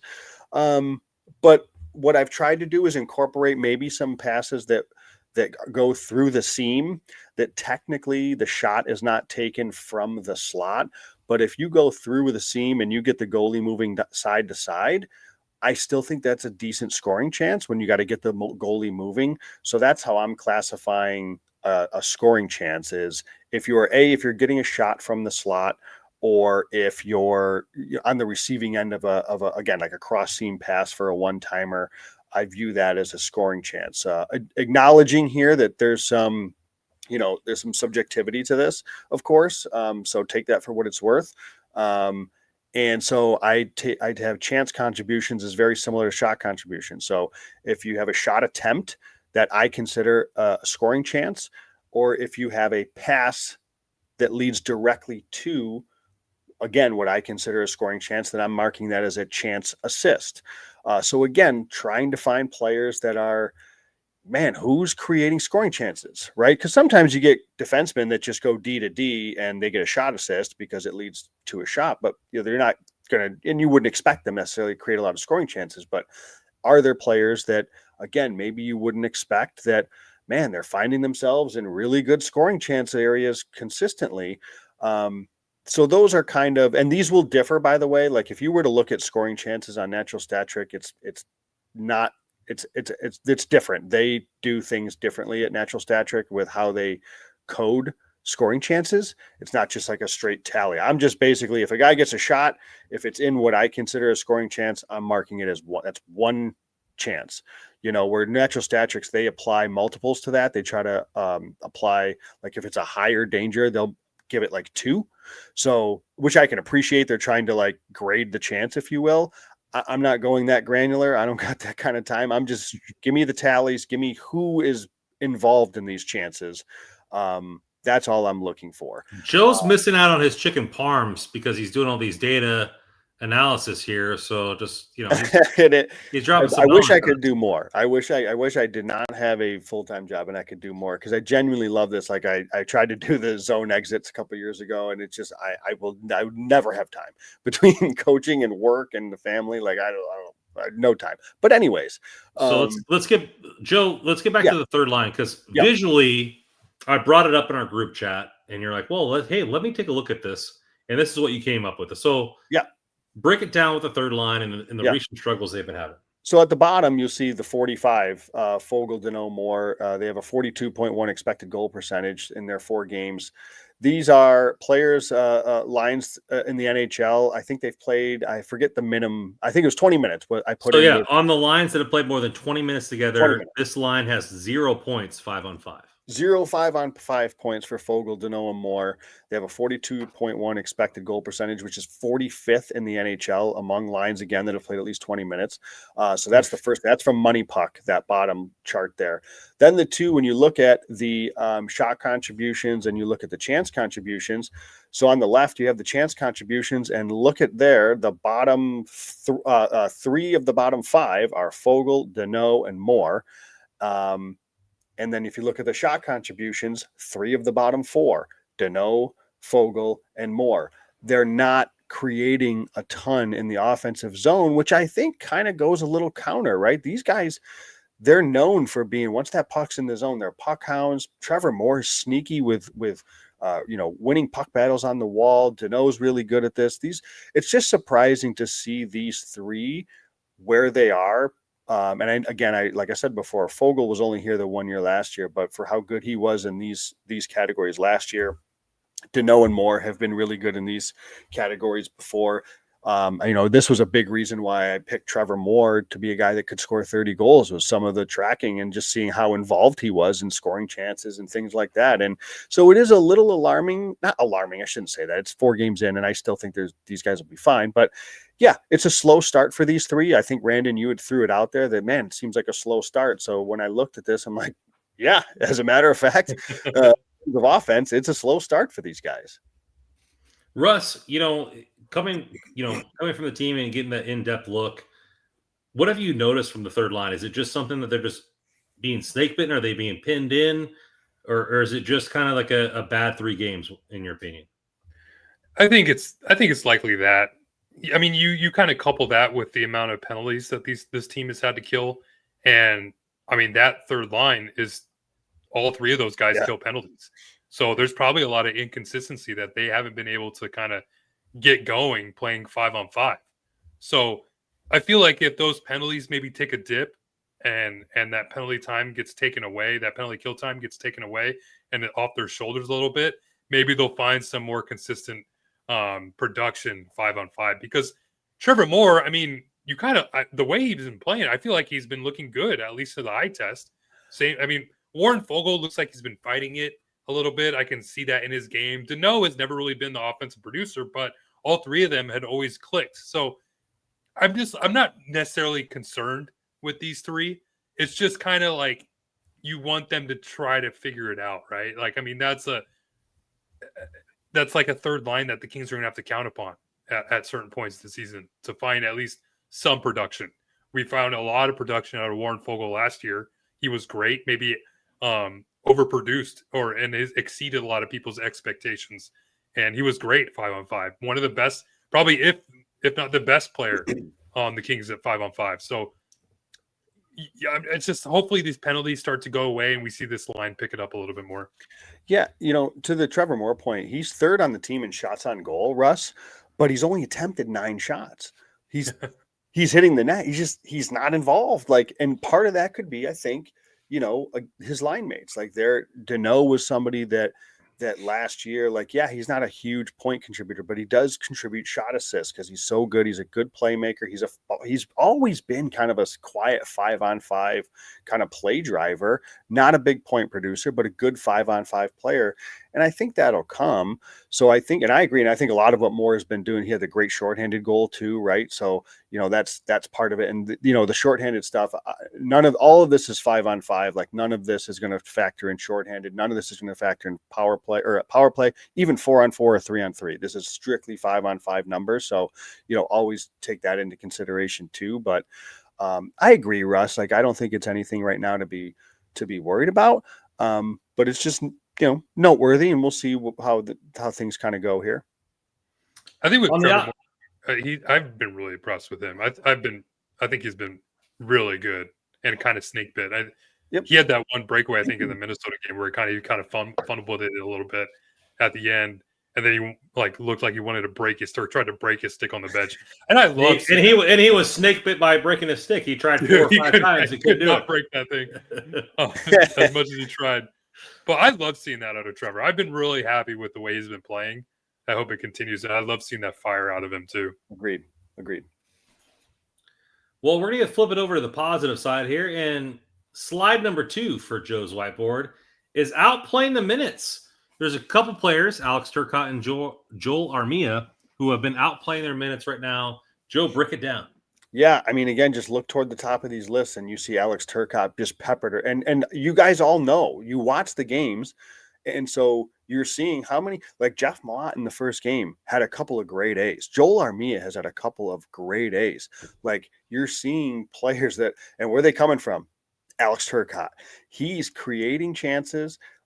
He's just such a smart hockey player. And I think that when he's healthy, and we've talked about this, when he's healthy, he can be effective. And so far we're seeing that.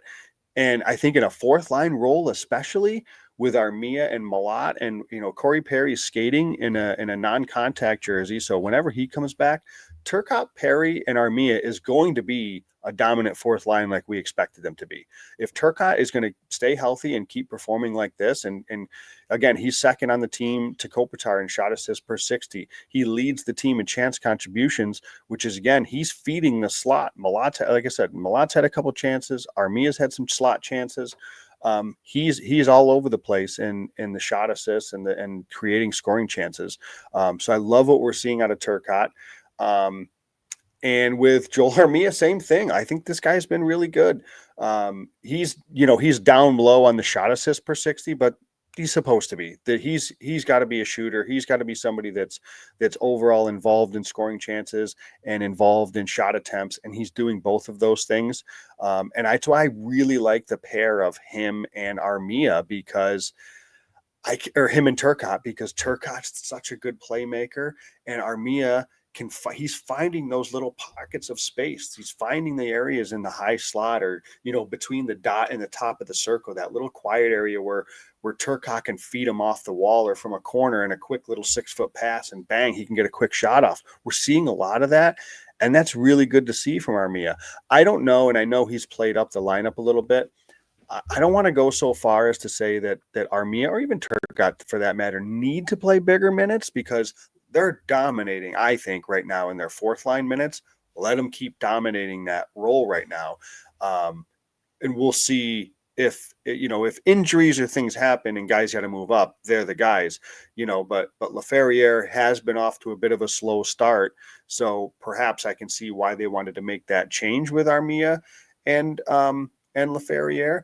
I don't love Armia on that line like all season, but I understand it early on. He's earned it. He's played quite well. But yeah, Randon, these are 2 guys on a per 60 basis that are very involved offensively. Russ, all of us agree that Turcotte is a guy that can play top 6 minutes eventually when he's healthy, but he's always been injury riddled, and that's the moniker or the star with his career. But we're consistently seeing that he just gets the game of hockey. He knows where to be. He knows where everybody else is at. What are you seeing on the ice from that fourth line? And can he kind of unlock Armia and Perry those shots coming from that position?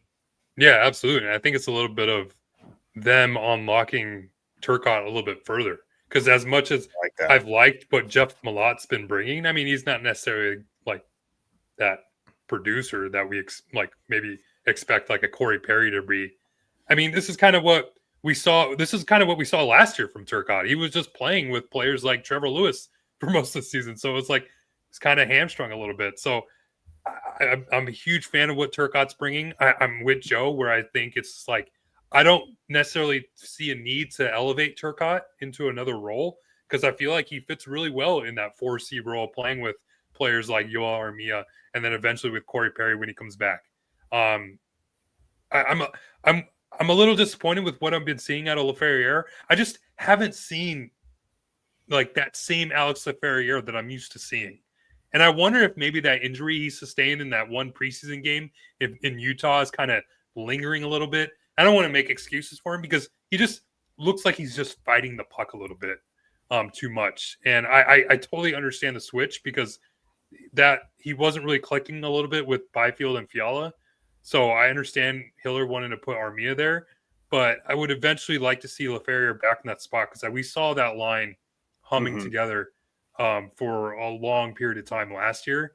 And if you can get Armia back to Turcotte, and then once Corey Perry comes back, that's a real solid fourth line that the Kings are able to deploy against other teams' fourth lines that I don't think, and I feel like they can win those matchups really easily.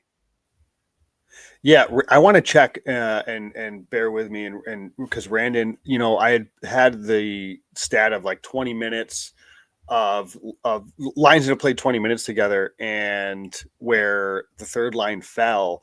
Like if I looked at the offensive lines, so the Foegele-Danault-Moore line is worst on the Kings at 42%. Turcotte, Malott, and Armia guys, they've played 15 minutes together. 77.8% expected goals. They're dominating their shifts. And that's okay. Like, I don't think it automatically means because, as guys go up, there's a reason they're fourth line guys right now. Turcotte, he's young still, not a lot of experience in the league, can't stay healthy. So he's had flashes. He looked really good on the wing next to Kopitar last year, right? And Kempe. Like he's had flashes of being an effective player in top minutes. So it's not too surprising to see him dominate this fourth line role. Armia, former first round pick, came up, had some offense to his game. He's carved out a really nice bottom six, fourth line penalty kill role here. I don't think we need to get over our skis and play him with Kevin Fiala and Quentin Byfield if he's had a career here of not establishing himself as a top six guy. That said, to Russ's point about Laferriere's start and Armia's start, I get it. But man, if you can have that fourth line with when Perry comes back, that's, we talked about before, like Blake Lizotte was the best fourth line center in the league. I think they could have the best fourth line center in the league in Alex Turcotte. And I think they could have the best fourth line in the league with Turcotte, Perry, and Armia. I really believe that. I think a lot of people are maybe underestimating, and so are we. You look at Corey Perry in the playoffs last year was playing with Connor McDavid when they needed it because he was just the best player, one of the best shooters on the ice. What about Byfield, Fiala, and Perry? That's I was going and like as much as we don't want to, Kings fans don't want to see it, but that guy can shoot. He knows hockey. He's one of the best minds in hockey. He's a rat, which we like, when he's on our team. And like that could be an avenue there. I think you look at it this way, and this is outplaying minutes, right? Armia has been outplaying his minutes. Turcotte's been outplaying his minutes, and it's not necessarily maybe trying to get them to elevate the amount of minutes they're playing. It's just giving them props for what they're contributing to the team at this point. Yeah. I think Turcotte, though, I think there's a lot of questions going on. Does Armia deserve higher minutes because of what he's giving? Is he being elevated right now, or is he just playing good hockey? But I think there's a real question mark with Turcotte because where he was drafted in the top 5 and Kopitar retiring, where's 2C next year? And is that a real projection going forward?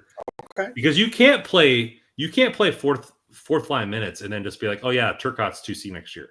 Like there's no that's too far of a jump. So do the Kings elevate his minutes to see if that's a possibility? Is that somewhere that Kings brass are kicking down the line? I think the draft capital obviously says that he can play 2C, but draft capital and his career are a different story. And so are the Kings trying to figure that out going forward? Will he move up? I mean, because that line of Byfield, Turcotte, and Fiala will be a bunch of lines. Would be a line of a bunch of playmakers that don't want to shoot. But like it's just that's my thought process is like, okay, well, obviously we want to sit here and focus on the 2025-26 season, but there's that big looming bulb that's just sprinkling. Kopitar's retiring.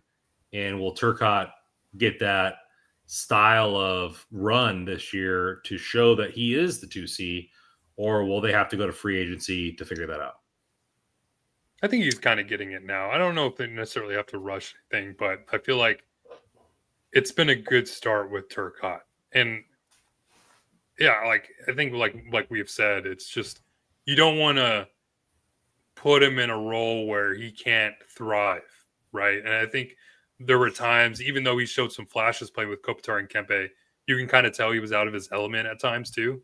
So I think on the fourth line, playing with players that and getting matchups, he's not necessarily expected to be produce every time he steps on the ice. But if he gets those fourth line minutes, I feel like that's going to only elevate his confidence even further. And we'll see where that takes him next year, because you look at his contract. I mean, that's really good value that the Kings have. And I'm not going to sit here and say they can be the 2C. I'm not going to sit here and say that he can't. But I'm really excited with where the trajectory is going with Turcotte, because he showed he was pretty much healthy pretty much all year last year. And if he can continue that this year, I think you can start to see where that top 5 caliber potential comes into play. Well, I think this has been a good little session there, Joe. Thank you, teacher, for breaking down the stats and showing us a little bit about the team.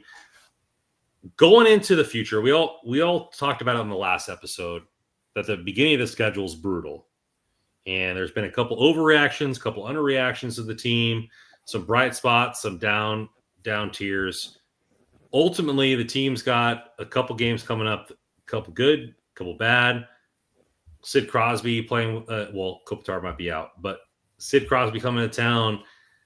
How do you guys feel about this team, and like where do you guys envision this team in the next week or two, and what do they need to prove to us that they're on the up tier? I think first and foremost, they just have to stay out of the box. Yeah. That's the number one thing. This game, like, it's way too early to say that a game is must win, but they should beat the Penguins tomorrow night. Like that's a team that, even with all the star talent that they have with Crosby, Malkin, Letang, and Carlson, it's not a good team. I watched them play Anaheim last night, and even though I thought they actually had their way with Anaheim at times, you could just see that there's a lot of holes in that lineup. And if the Kings want to really show that they can be that consistent 5-on-5 team, I think this is a good chance to show it, because after that, you have a pretty tough schedule. I mean, you have the Penguins, and then Saturday you have the Hurricanes, and you go on a road trip with St. Louis, Dallas, Nashville, who hasn't looked terrible, and Chicago, who, I mean, they're having some excitement to start the year. So tomorrow's a big game, I feel like. It's the second home game of the year. It's a chance to, I feel like, to right the ship a little bit for these guys.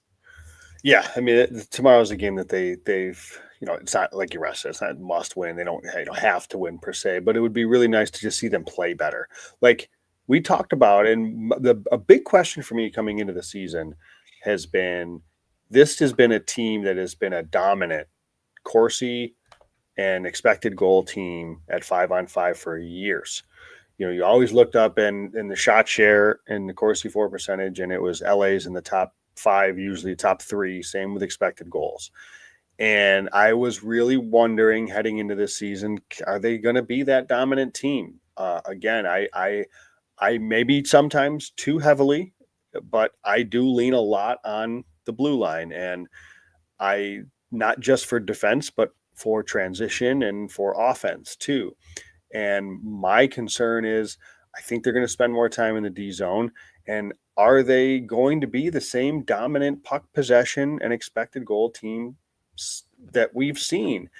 And if when you would, and they're outside the top 10 in both categories right now. Now, again, 4 games. Like, you can't look at those team stats and really take, they start to carry weight after like 20 games or so. So I acknowledge that, but like through 4 games, when you would, and I like to look at them when they're score and venue adjusted, because, you know, oftentimes, as Jim Hiller said, it's human nature. So when you're up 3 or down, if you're up 3, chances are the other team's going to have more of the puck and vice versa. So I try to adjust for score on Natural Stat Trick. And the Kings are 15th in Corsi and 15th in expected goal share. So they've been bang average in terms of puck possession. That's not LA Kings hockey. Now, they've talked about a lot, and they acknowledge that. They're not playing LA Kings hockey. They're not playing to what's been their identity in the last handful of years. So we'll see if they can get back to that. But that's a big question for me as I look forward to this team is what are they? Their identity has been this stingy defensive team and whatnot. Can they be that? I don't know. So we'll see what happens here. This has been a really good 5-on-5 team over the years, but this year so far, not so much. But again, it's 4 games, and we'll see how the next couple of weeks here goes. I disagree. I think this is good. Sorry, no, I was gonna say real quick. What's been promising is Brant Clark's 5-on-5 minutes. I mean, it seems like Hiller's been really good or happy with him at 5-on-5, and I think Clark's averaging 18 minutes a game right now. I mean, that's with all the penalties that the Kings have been taking. He doesn't kill penalties, so I imagine that if the Kings are able to stay out of the box, you might see that 18 minutes a game get closer up to like 19, even close to the 20-minute mark, where it probably should be, I feel like. So hopefully they can stay out of the box and you see more Brant Clark on the ice. I think this is a must win. I really do. And the reason why is, one, the fandom deserves it. It's a second home game. First home game didn't go as planned. They got shelled. And now they're coming back home. I think the players deserve it. And we haven't had a game where we just dominated from front to back. I think they need to really just come in here and kick the door in, because they're going to go back on the road and it's going to be a tough sledding. So I personally think this is a must win, and I think it needs to be decisive. And it's not like a playoff must win or like, hey, we're getting on the line, but just mojo of the season. The rest of the month goes out, and how the players and fans feel about this. I think we need to kick the teeth in of the Pittsburgh Penguins. Real quick, I was just curious because we were having that, you know, and it kind of clicked, and it didn't click before. And we're talking about the third line. You know, who are they out there a lot of times with? Go look at their time on ice and who they're out there with. A lot of it is Dumoulin, CC, and yes, like you just had to get it in for the, I'm just saying, the like, podcast. That matters. If a lot of their time is not with good players, that could happen. I felt like we got a good rubbing in on CC, and we let him have our elbows, and we took our victory lap, Joe. But you just had to get one more jab in before we sound off. For example, Phil Deneau. It's just one quick example. With CC, 37% Corsi. Without CC, 51.8 Corsi. Do some of the third line numbers look a little bit different with not Cody CC? But again, this is what Ken Holland wanted. He's a pro. Well, hoping our viewing numbers for this podcast aren't the Cody CC numbers. Hopefully we excel past this. I really appreciate everybody in the chat. You guys were great tonight. Please, our articles are kicking up. So go to the website, read our articles. Former founder Sykes back. Ryan Sykes.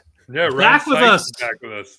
Writing for the team. So a lot of good articles coming out. Hey, our shirts right here. Let Kev be Kev. $20. Size is small through XXL.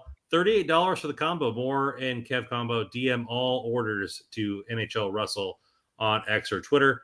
Venmo at Hockey Royalty. Code word Spence. Well, that should be changed because he's not on the team. So no code word necessary for this deal because we're running that deal all time. I'm excited. I'm stoked. You guys felt my energy tonight. I'm ready for some hockey, and I'm glad that it's going on. Appreciate you guys getting in the chat. Follow us on Twitter at Hockey Royalty or at Hockey_Royalty. JW Paterino, NHL Russell, and Randall Commando 24, and follow Kyle for all your rain news at Kopitar for HOF. Man, the season's feeling good. I know there's a lot of negativity, but I'm feeling positivity about this team. So I'm liking it. I know what's going on. Get in the chat. Hit that like button on the way out. And you know what to do. As always, go Kings, go.